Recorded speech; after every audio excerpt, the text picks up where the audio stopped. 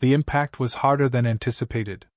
My landing coordinates were precisely calculated, yet here I was, crashed into a glowing, chaotic wasteland of towering structures, primitive combustion vehicles, and a cacophony of what my translator struggled to process as YHHHHH shots. I remained hidden momentarily, cloaking active, scanning my surroundings. Earth's atmosphere was denser than expected, thick with intoxicating chemicals, an excess of neon emissions, and an unusual level of background radiation concentrated into flashing signs that read, "Girls! Girls! Girls!"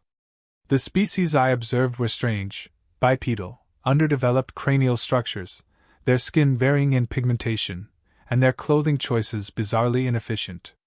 Many males were partially exposed, revealing excess body fat, primitive ink-based markings, and oddly, what appeared to be tiny hats strapped to their genitals. I stepped forward cautiously.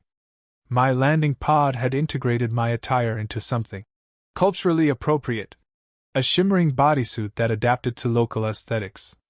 Unbeknownst to me, I had emerged in the center of an outdoor human gathering, a bachelor party. The first human I encountered was large, heavily perspiring, and reeked of ethanol-based toxins. His eyes widened as he pointed at me and exclaimed, "Holy shit! Who ordered the galactic stripper?" Instantly, a chorus of applause erupted. More humans surrounded me, primitive recording devices aimed at my face. Their expressions displayed heightened stimulation, equal parts awe and drunken enthusiasm. A second male, covered in a thick layer of synthetic animal fur, stumbled toward me holding a small glass of amber liquid. His speech was slurred yet confident. "Yo, babe. You gotta do a shot first. It's the rules." My translator struggled. Shot had several meanings. Was this a ceremonial initiation? A challenge? An execution method? My neural defense system activated automatically, preparing to neutralize threats.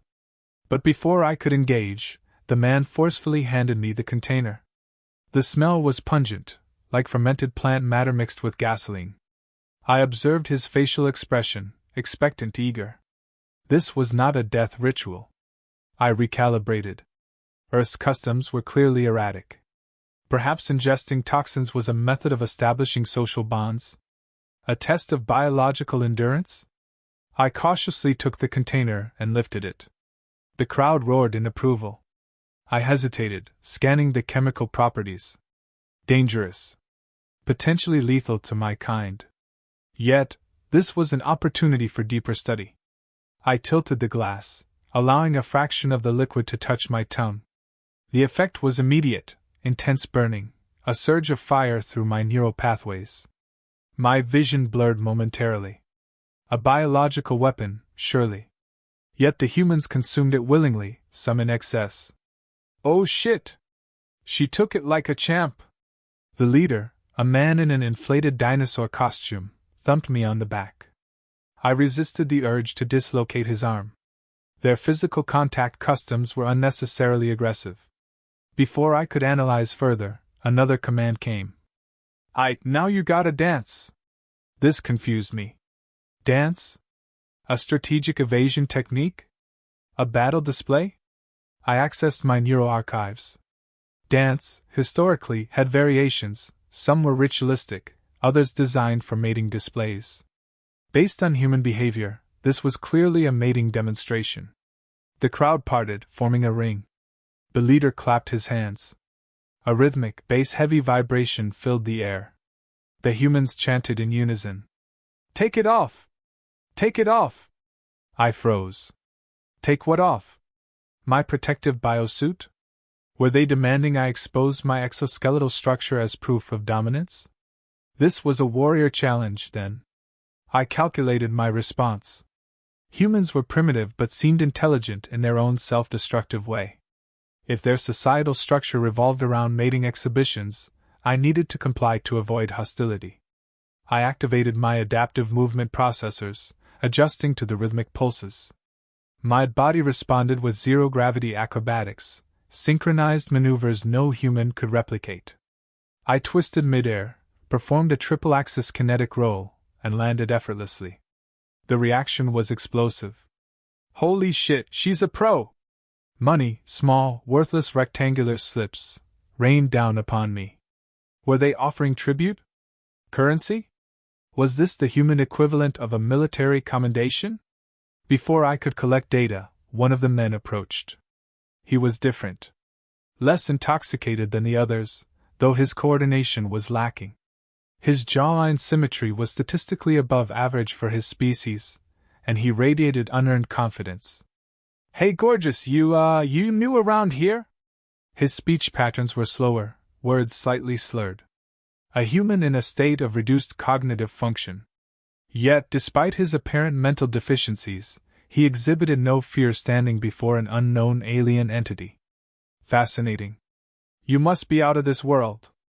I analyzed the sentence for accuracy. Correct. I was not from this world. Did he possess some latent intelligence beyond his appearance?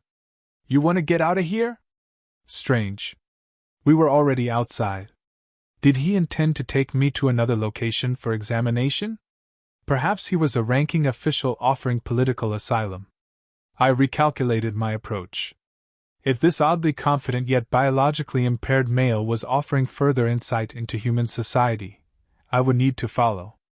Affirmative, Homo sapien male. Take me to your leader. He blinked. Processing. Then smirked. Oh, I like you. You playing hard to get, huh? Incorrect.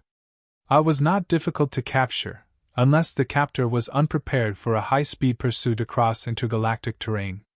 I followed the human as he stumbled forward, completely oblivious to the magnitude of what he had just initiated.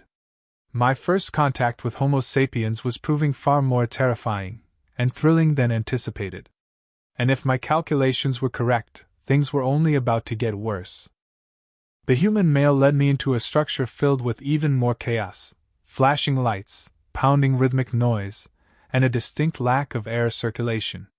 The air smelled of sweat, artificial fruit compounds, and what my scanner identified as desperation pheromones.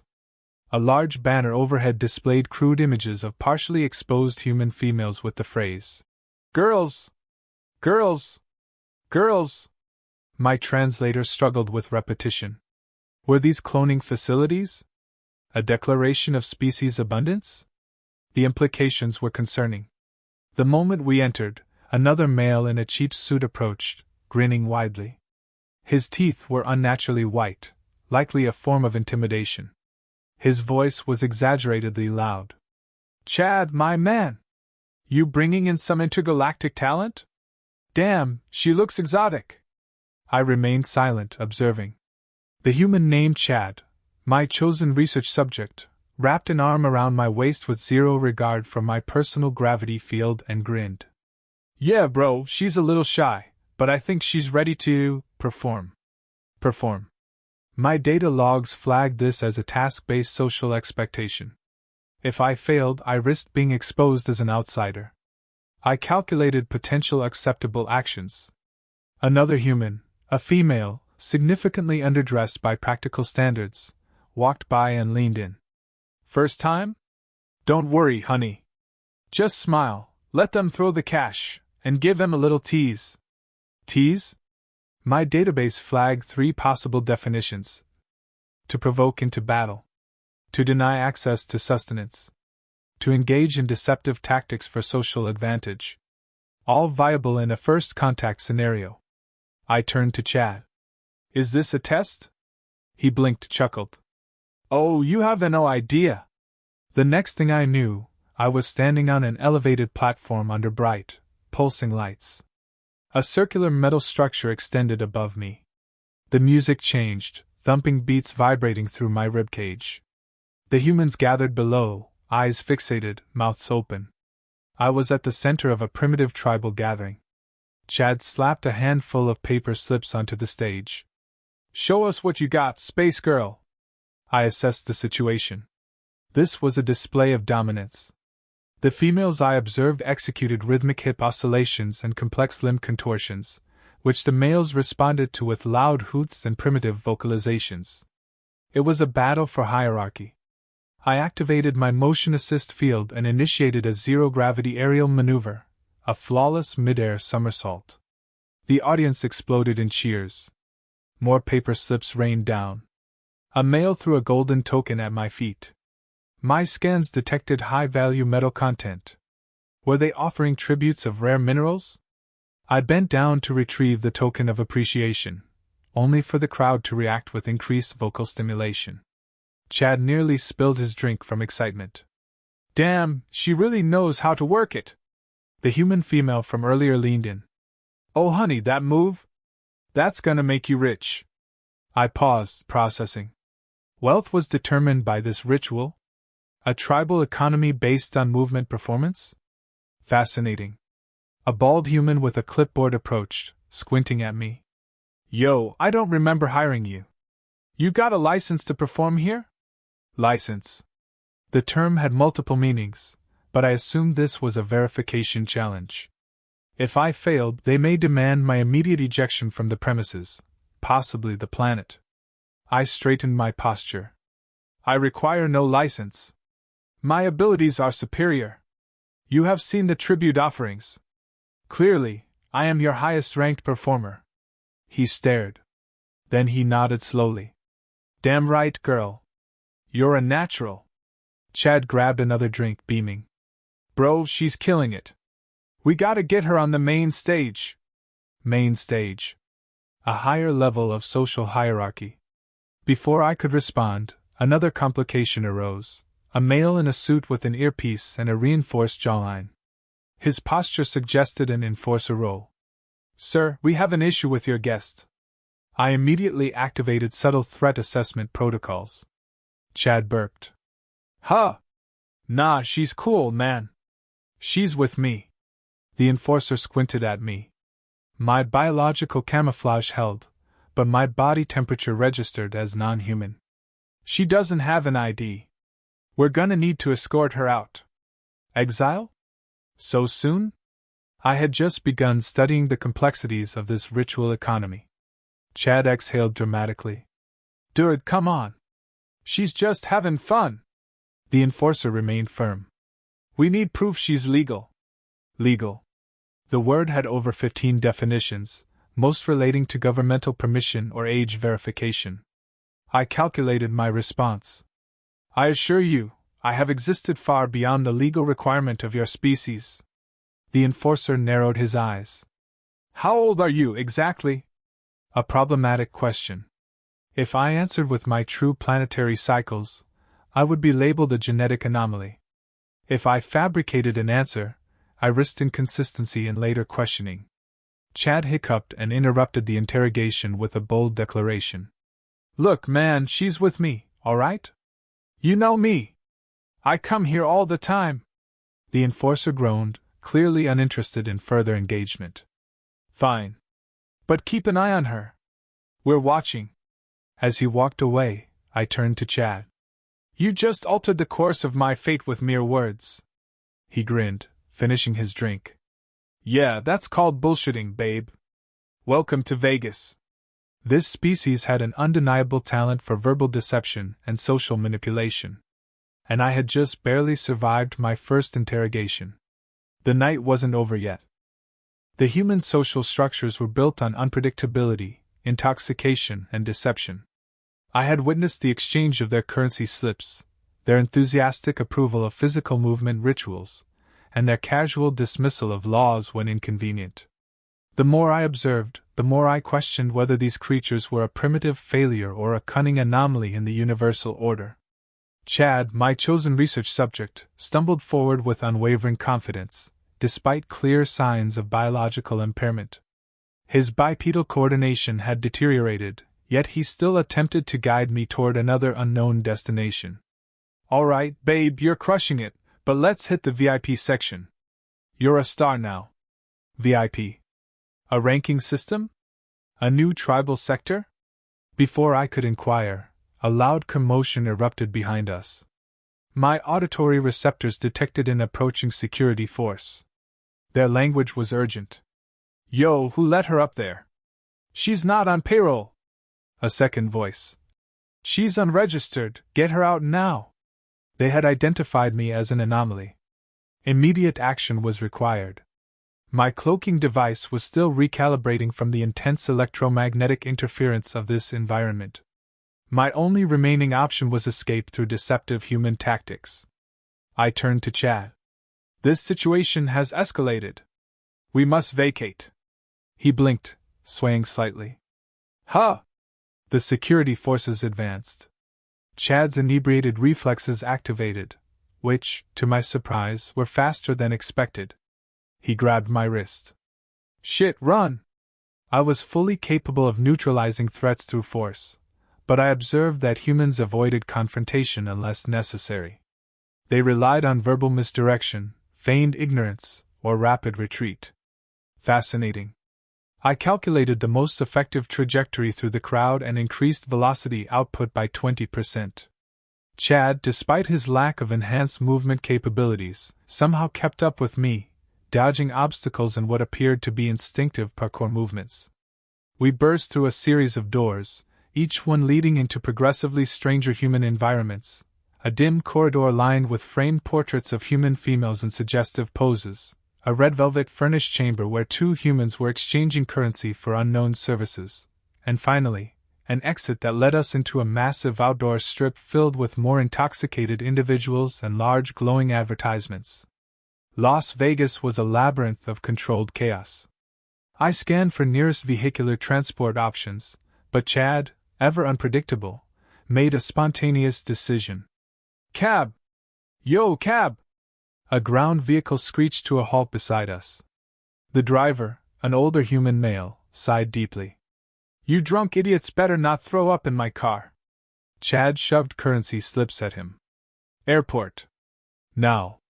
Airport. A designated planetary departure sector? A transport hub? I entered the vehicle, still processing the sequence of events.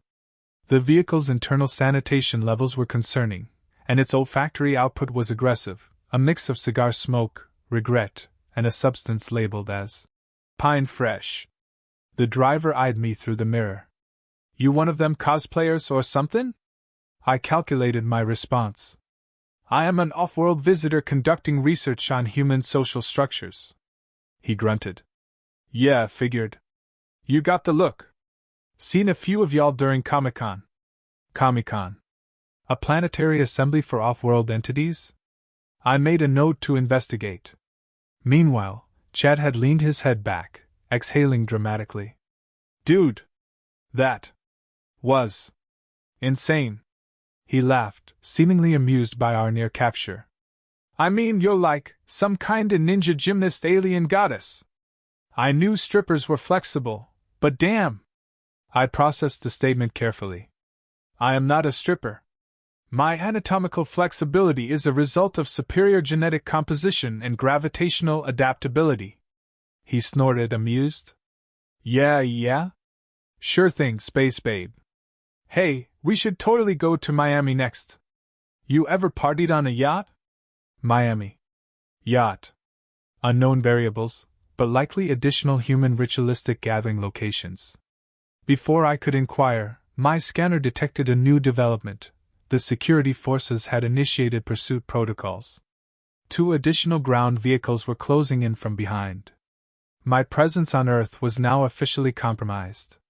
I turned to Chad. Our location has been identified. If I do not leave this planet soon, further complications will arise. He yawned. Relax, babe. It's Vegas. Worst case? We bribe someone. Bribery. A human method of bypassing structured regulations through direct exchange of resources.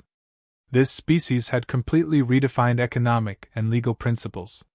The vehicle screeched to a halt. The airport, a vast complex of human airborne transport mechanisms, stood ahead. Large metallic constructs labeled TSA Security monitored the entry points. I analyzed potential exfiltration strategies. My original landing pod was several miles outside the city. Retrieving it undetected would be nearly impossible. I turned to Chad. Your assistance has been statistically improbable but effective. I require one last favor. He smirked, arms crossed. Oh yeah? What's in it for me? I assessed possible human incentives. Currency? No. Physical reward? Irrelevant. I leaned closer. You will have an answer to the question you have not yet asked? He blinked, caught off guard. Wait, what? What question? I whispered. Are you the most important human I have encountered? His brain processed this information at a significantly reduced speed, a delayed cognitive reaction common in intoxicated humans. Then he grinned. Damn right I am. I tapped my wrist communicator. A faint hum vibrated through the air as my emergency recall beacon activated. Outside, a new light appeared in the sky, a sharp silver glimmer moving faster than any of their airborne vehicles. The ground rumbled slightly. Chad's eyes widened. No way! The recall pod descended stealthily behind the airport. I turned to him. Remember this night, Homo sapien Chad. You have proven unexpectedly competent. He watched in awe as I stepped out of the vehicle, my form briefly illuminated by the neon reflections of his world. Before entering my pod, I turned back one last time. You may tell your species that they are far stranger than I anticipated. Chad raised his drink. And don't you forget it, babe. The doors sealed behind me. The hum intensified. As the ship lifted, I took one last look at the strange, chaotic wonder that was Las Vegas. This planet was illogical, unruly, and absolutely fascinating. I would return.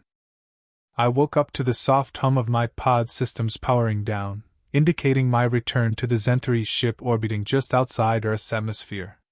The night had been eventful.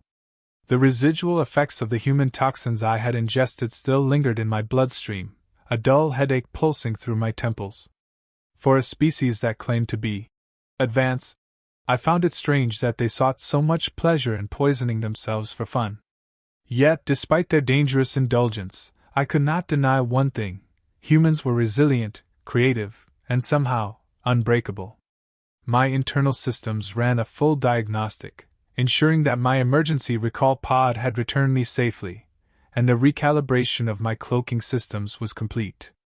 I was out of harm's reach, but the data I gathered was invaluable. Earth had proven far more complicated than any of my species' archives had ever indicated. I reclined, processing the events. Chad, the human who had mistaken me for a stripper and then claimed to protect me, was nothing like the weak, impulsive beings I'd expected. Sure, he was clearly an intoxicated mess, but there was something else. I reviewed my initial observations of him. Despite his apparent lack of intelligence and overwhelming use of slang, I noted that he didn't run from a challenge. When faced with threats, he had adapted. In fact, he was often the one guiding me through the chaos. I had dismissed him at first as a mere side character in this unfolding drama, but now I might owe him more credit than I initially gave him. The other human males had been easy to categorize: rowdy, disorderly, loud. But Chad? Chad had stood out, largely due to his brash confidence and complete ignorance of his own limitations. He hadn't questioned the bizarre events, the weird exchanges, or my alien nature. Instead, he threw himself into every situation with the single-minded determination of a species that had only recently learned how to build non-organic flight technology. In a way, humans reminded me of young Centauri children, fearless and unafraid to make mistakes, believing they were invincible, even if they were on the brink of disaster. I retrieved the small money token Chad had thrown at me during our escape. My skin indicated its worth was negligible, yet humans gave it value with absolute certainty. Currency wasn't just about material worth here, it was a system of trust, a statement of intention. In a sense, the token was a symbol of human faith, their ability to trust each other, to engage in rituals with no real answers, simply because it was fun. It was a behavior that perplexed me but also intrigued me. I considered the chaos of the bachelor party, the loud chants, the excessive drinking, the absurdity of it all. I had assumed that humans lacked any coherent social structure, yet I had underestimated them. They compensated for their ignorance with optimism and absurdity. Instead of retreating into fear when faced with something they didn't understand, they confronted it head-on, laughing along the way. They were imperfect, but they were surprisingly adaptable. And that, perhaps, was the most terrifying realization. They would never stop. No matter how much they messed up, no matter how often they failed, humans would keep going. They would keep building, keep exploring, keep making mistakes and somehow making them work. As I processed these thoughts, a transmission from the Zentari Empire pinged my console. It was a standard status inquiry. The Empire requested an update on my mission. The data I had gathered on Earth was vast and revealing, but it was unpredictable. My report would require a more nuanced explanation than the standard primitive species failed potential that the Empire expected. I hesitated before sending a reply. The Zentari Empire was notorious for their cold, clinical assessments, preferring to label species as either useful or non-threatening. But humanity didn't fit neatly into either category. They weren't a species on the brink of extinction, nor were they easily classified as primitive failures. They were something else. Something I wasn't sure my people would understand. I turned off the console and reached for my personal log. Earth. It's more chaotic than any planet I've observed. But there's something unfathomably resilient about its inhabitants. They think they know everything, yet they are unaware of how much they don't. They fight and fall, but they never give up. They endure even in the face of absolute confusion. I let out a long breath. Maybe that's why I couldn't leave just yet. Maybe that's why I'll come back. There's something about them I still don't understand, and I won't be able to truly grasp it until I get back down there. Asterisk. I tapped my wrist communicator and initiated a return protocol to the Zentari fleet. But even as I prepared for the next phase of my journey, the same thought lingered. The humans were endlessly fascinating. They weren't the most technologically advanced species I'd encountered, but they had something far more important: resilience. As the pod ascended back into orbit, I watched the pale blue marble that was Earth grow smaller and smaller. I could almost hear Chad's voice in my mind slurring. "Damn right, babe. You've gotta stick around." Maybe he was right. Maybe I did.